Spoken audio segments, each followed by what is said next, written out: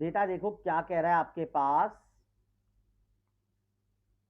वो कह रहा है कि एक हमने कार पेंट कंपनी से मैनेजर से पूछा कि आपके पास रोजाना कस्टमर आने की क्या प्रोबेबिलिटी है।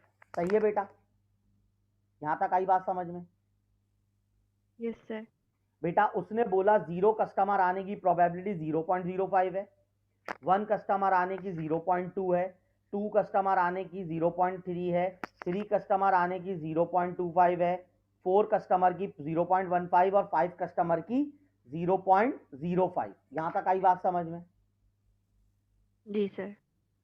वो कह रहा है कि उसके सेंटर में जो कस्टमर को इंटरटेन करने की ऑप्शन है, यानी उसके पास कितनी सीट्स मौजूद हैं? सिर्फ 2 सीट्स मौजूद हैं। यानी वो कितने कस्टमर को एक दिन में इंटरटेन कर सकता है? 2 को। 2। ये बात आई समझ में? Yes sir. यानी वो 3, 4 या 5 अगर कस्टमर आए तो वो उनको इंटरटेन नहीं कर सकता, यही मतलब है। जी। बोल रहा है क्या प्रोबेबिलिटी है कि 1 और मोर कस्टमर टर्न अवे, एक या एक से ज्यादा कस्टमर वापस चले जाए। तो बेटा एक बात बताओ, अगर उस सेंटर में एक कस्टमर आएगा, खाली एक आएगा, तो क्या वो उसको वापस भेजेगा? नो। नहीं, उसको नहीं। इंटरटेन करेगा।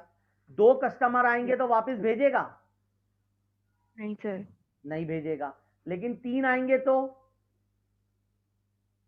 भेजेगा। भेजेगा। यानी टर्न अवे के लिए क्या हो जाएगी बेटा? 3 की,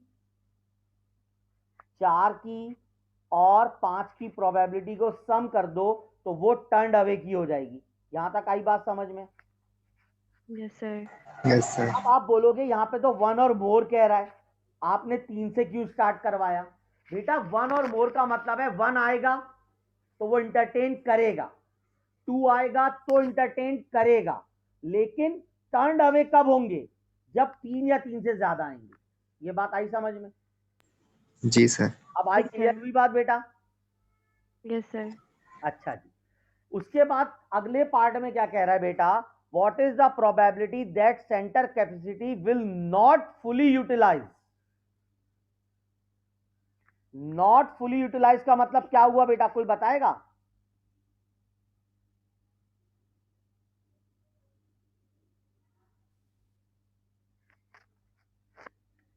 नॉट फुली यूटिलाइज। बेटा वो कस्टमर, वो सेंटर कितनी कस्टमर को डील कर सकता है? 2। 2। यानी अगर 2 के 2 आ गए तो वो पूरा यूटिलाइज हो जाएगा। Yes sir. अगर एक कस्टमर आया तो उसके बाद एक जगह खाली रहेगी, जी। या कोई कस्टमर नहीं आया तब भी जगह खाली रहेगी। तो नॉट फुली यूटिलाइज का मतलब क्या है कि अगर एक कस्टमर आए या कोई ना आए तो उसके बाद जगह खाली रहेगी। यही बात आई समझ में? Yes sir. जी। तो 0.25 प्रोबेबिलिटी हो गई कि उसके पास वो पूरी अपनी जगह यूटिलाइज नहीं करेगा। ये बात आई समझ में? Yes sir. Yes sir. Clear है? Yes sir. Yes sir. अच्छा, अब आ जाओ तीसरा पार्ट। बेटा तीसरा पार्ट क्या कह रहा है?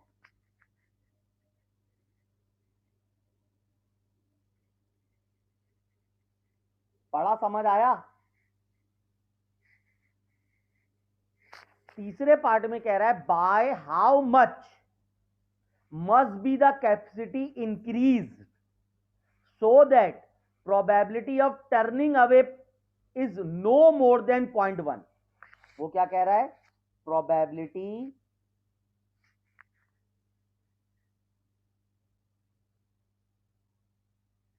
Turning away no more than 0.1, यही कह रहा है बेटा वो। Yes sir. बेटा इसको मैं यूं बोल सकता हूं,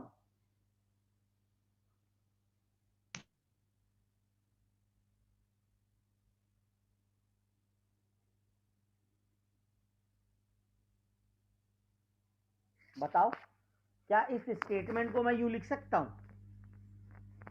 Yes, sir. Yes, sir. बेटा टर्निंग की नो मोर देन 0.1 है, तो कमिंग की क्या हो जाएगी? इसको 1 में से माइनस कर दिया। ये बात आई समझ में? Yes, sir. Yes, sir.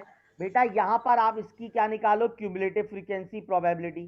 बेटा पहला क्या है? 0.05, इसमें अगला ऐड किया तो 0.25 आ गया, अगला ऐड किया तो 0.55 आ गया, उससे अगला किया तो 0.8 आ गया, उससे अगला किया तो 0.95 आ गया, उससे अगला किया तो 1 आ गया। यहां तक आई बात समझ में? Yes, sir. Yes, sir. बेटा अब ये बताओ किस x के सामने 0.9 से जस्ट छोटी प्रोबेबिलिटी है?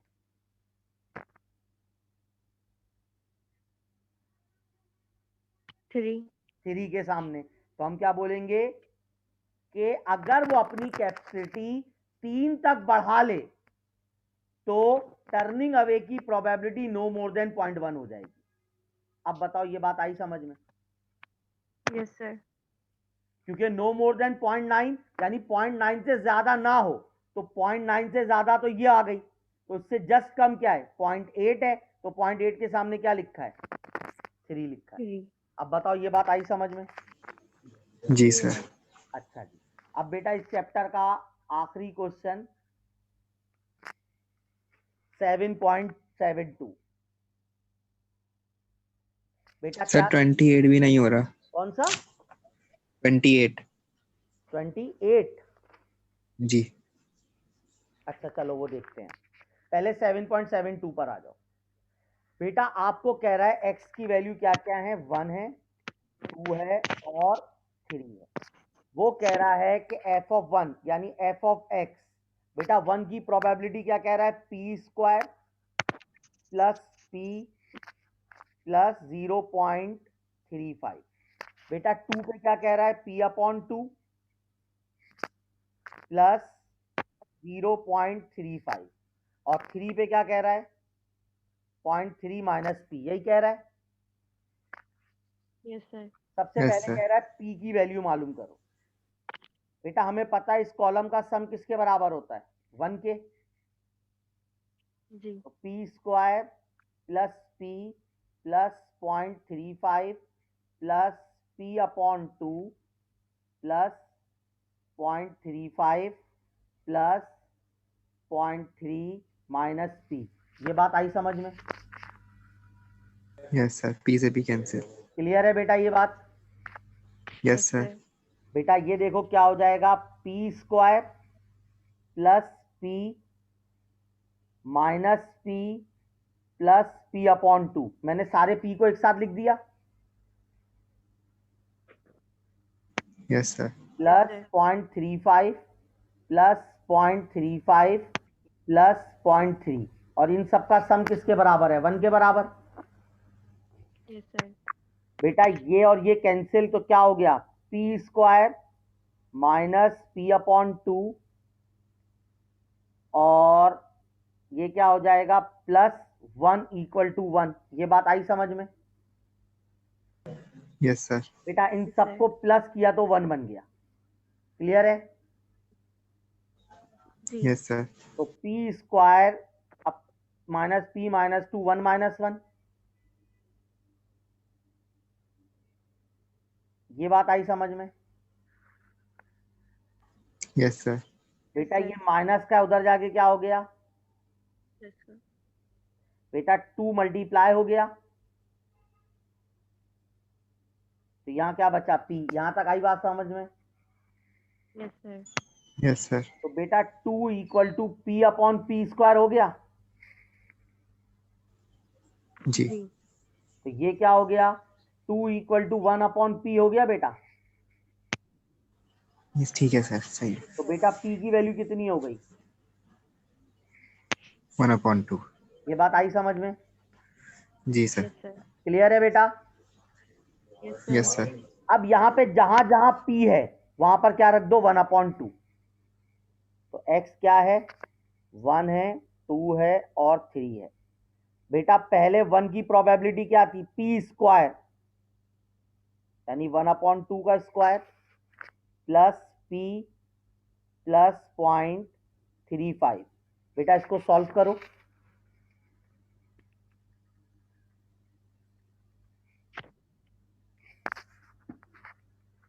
अब बेटा यहां पे क्या हो गया, गड़बड़ हो गई। ये क्या आ गया, ये क्या आ गया 1.1। आ रहा है नहीं आ रहा,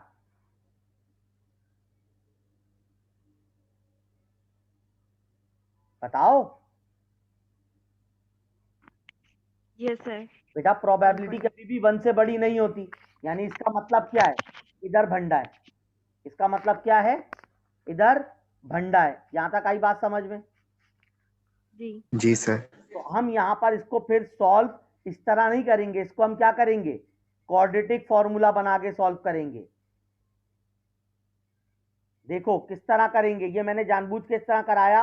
मैं अगर अभी यहाँ पे डायरेक्ट इसको क्वाड्रेटिक से करवा देता तो आप अभी तो कर लेते, लेकिन इम्तिहान में इस मैटर में करते तो फंस जाते। बेटा इन दोनों में कॉमन क्या आ रहा है, पी। यही बनेगा, जी सर। क्योंकि पी के ऊपर क्या है, स्क्वायर। सर स्क्वायर का मतलब पी की दो वैल्यूज आएंगी। एक तो मैंने हाफ निकाल ली थी, दूसरी तो नहीं निकाली थी, है ना भाई।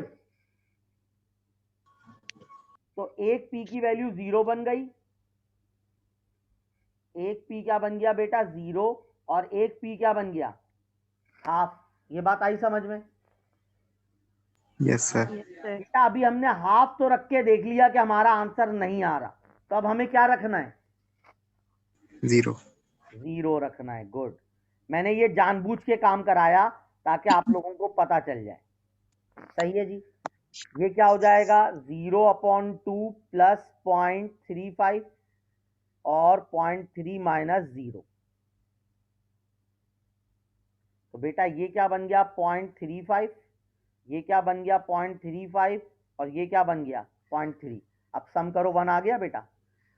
Yes sir. Yes sir. बेटा प्रोबेबिलिटी मालूम करने को बोल रहा है greater than equal to 2। Greater than equal to 2 का मतलब क्या है, 2 और 2 से बड़े। बड़ा। तो 0.35 प्लस 0.3 कितना आ गया, ये बात आई समझ में? Yes sir. फिर कह रहा है प्रोबेबिलिटी मालूम करो लेस देन 1। लेस देन 1 का मतलब क्या होता है, 1 से छोटा। यानी 0। और बेटा जी। 0 तो है ही नहीं, तो प्रोबेबिलिटी क्या हो गई, 0 हो गई। 0। 0। आई बात समझ में? Yes sir. बेटा इसका थर्ड पार्ट काट दो। क्लियर है? Yes sir. अच्छा, अब आ यस जाओ सर। 7.28 की तरफ।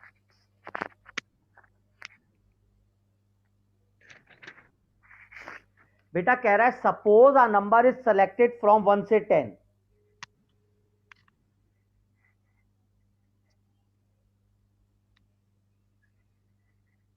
वन से 10 नंबर है। Let x the number of its divisor. X क्या है, नंबर ऑफ इट्स डिवाइजर।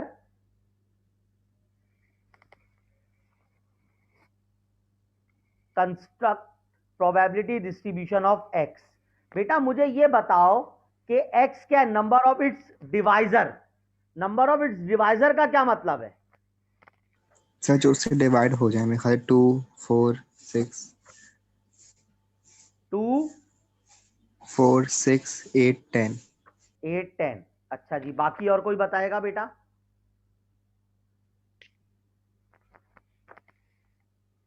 पता नहीं सर। पता नहीं।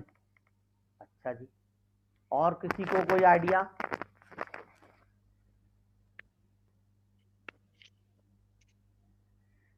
अच्छा चलो हम देखते हैं। What is the probability that there will be 3 और मोर डिवाइजर। 3 और मोर डिवाइजर। बेटा मुझे ये बताओ इन 10 नंबर में से कौन कौन से नंबर हैं जो 3 या 3 से ज्यादा नंबरों से डिवाइड हो जाएंगे, इन 10 नंबरों में।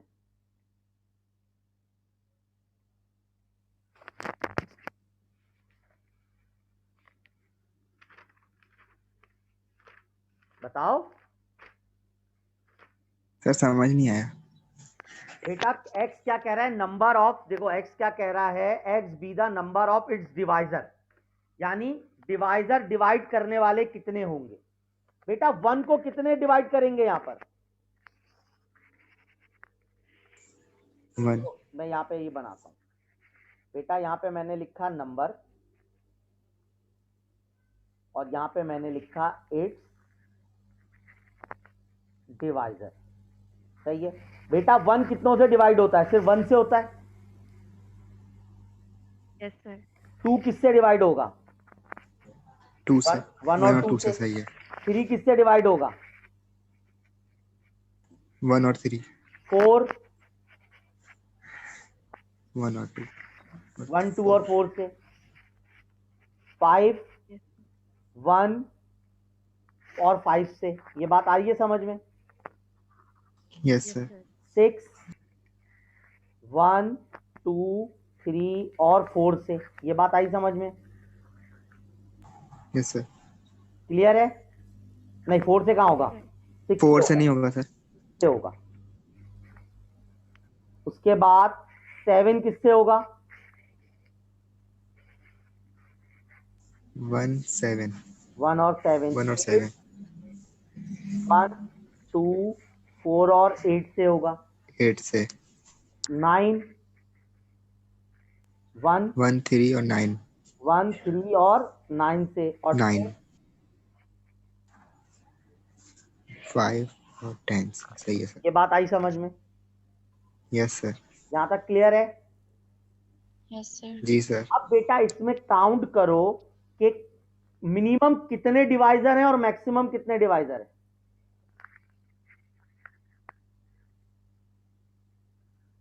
इस डिवाइजर के कॉलम में देखो मिनिमम कितना नंबर लिखा है और मैक्सिमम कितने नंबर लिखे हैं।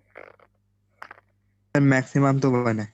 नहीं, मिनिमम मिनिमम 8 डिवाइजर है और मैक्सिमम 10 डिवाइजर है। ये बात आई समझ में।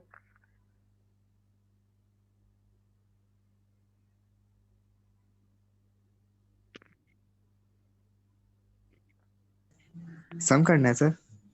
बेटा देखो ना, आप काउंट करो, नंबर ऑफ डिवाइजर काउंट करो। इसको एक डिवाइजर है, इसके 2 डिवाइजर हैं, इसके 2 डिवाइजर हैं, इसके 3 हैं, इसके 2 हैं, इसके 4 हैं, फिर 4 है। इसके 2 हैं, इसके सही है 4 सर। हैं, इसके 3 हैं, इसके 4 हैं।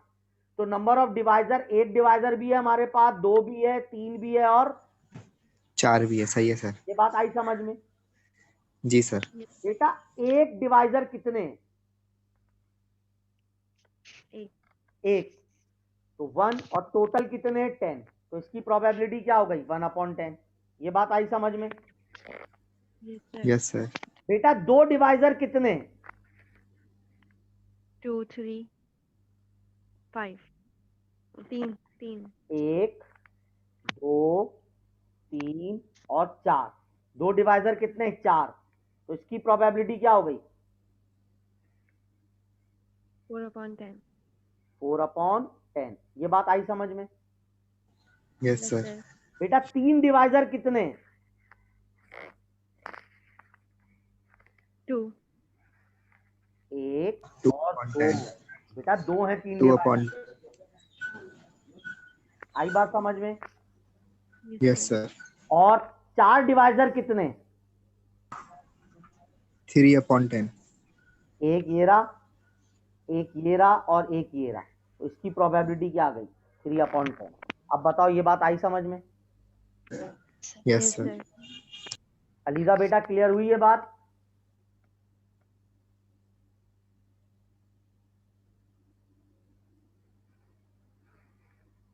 बेटा क्लियर हुई बासित। जी सर। अब इसका मीन और वेरिएंस निकालना है, तो निकाल सकते हो मीन और वेरिएंस।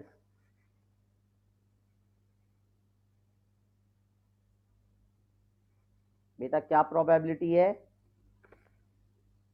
1 4 2 3, 1 4 2 और 3। बेटा आपने इसका मीन निकालना है, तो एक्स पी ऑफ एक्स का कॉलम बनाया, तो 1/10, 8/10, 6/10 और 12/10। यही बनेगा बेटा। इसको प्लस करो, 8 से 14, 14 और 10 24, 26 27, 27/10। तो बेटा मीन कितना आ गया?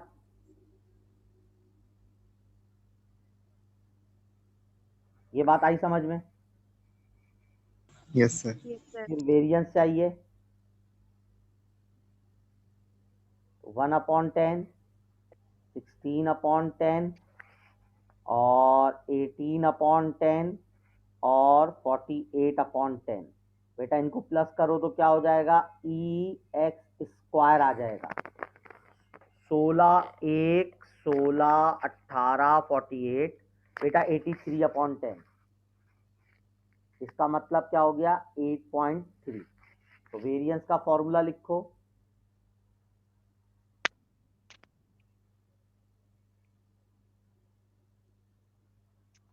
तो 8.3 माइनस 2.7 का स्क्वायर, 8.3 माइनस 2.7 का स्क्वायर, बेटा 1.11, 1.01। ये क्या आ गया? वेरिएंस। अब बताओ इसमें किसी को कोई प्रॉब्लम? No sir. क्लियर है बेटा? Yes sir. पक्का? Yes sir. Yes, sir. तो मेरा बच्चा अब यहाँ पर आपके पास ये क्या हो गया? चैप्टर खत्म हो गया।